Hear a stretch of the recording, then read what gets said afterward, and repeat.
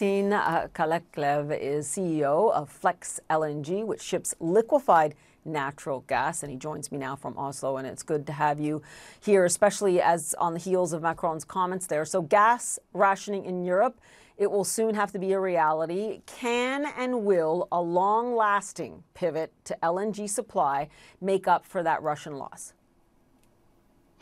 Yeah, thanks, Paula, for inviting.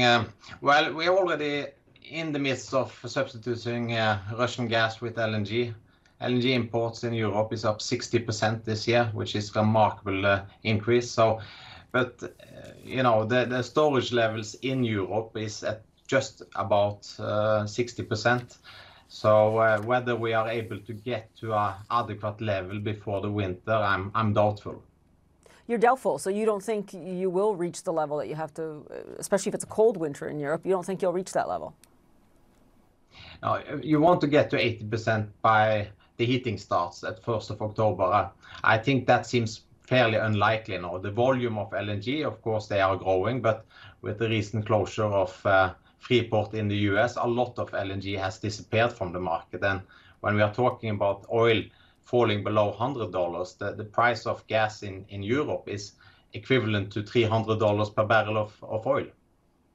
Incredible, which is now you've seen actually the switching from the natural gas to oil. Now many have said that given extended timelines, transport issues, the storage complications with LNG, that it's not a good long-term alternative for Europe. What's your assessment of that? I think it's a very flexible product. You know, this kind of situation we have in Europe now is not unprecedented, and actually it's a bit reminiscent of what happened in Japan after the Fukushima event in 2011, when they shut down all the nukes, which provided 30% of the electricity output. And what they did then was to implement similar policies we are seeing in Europe now with rationing of power, and they were actually able to shave off the peak demand from electricity by 20%.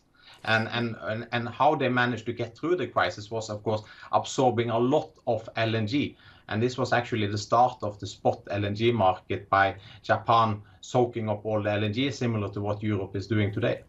So if I hear you correctly, if there is this winter of discontent in Europe, do you think then by the next winter after that, so 2023 to 2024, do you think LNG could really make up for a lot by that time, just on the added timeline there? Yeah, I think one thing is, of course, you cannot just make LNG quickly. You know, it takes a lot of time to build LNG export plants. I think the quickest way you can do is probably in 3 years.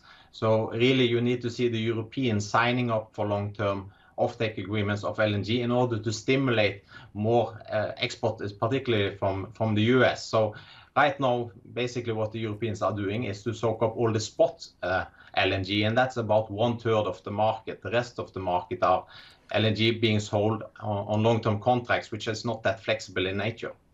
Not that flexible. So in terms of the winter, go ahead. In terms of the winter, of course, we came from a winter with very low storage level, and we've been trying to fill up the inventories here in Europe by buying all the spot LNG cargoes. Europe had been taking more than 70% of the US LNG cargoes. Last summer, this was 15%. So they kind of just gone gangbusters on buying the spot LNG. But of course, in the event the Russian pipeline flows stops entirely, there's not enough LNG. And I guess we will get an answer in 1 week's time when Nord Stream 1 is supposed to start again.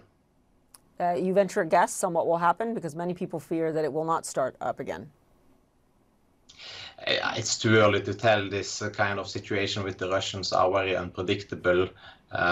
My guess is that they would start again, but they might choke it off later in the season. Just continue to use it as a weapon. I hear you. And we also hear you on the fact that this has to be a long-term shift into LNG 2, 3, 4 years out, not just, you know, trying to absorb that spot market. We'll leave it there for now. Thanks so much. Appreciate it.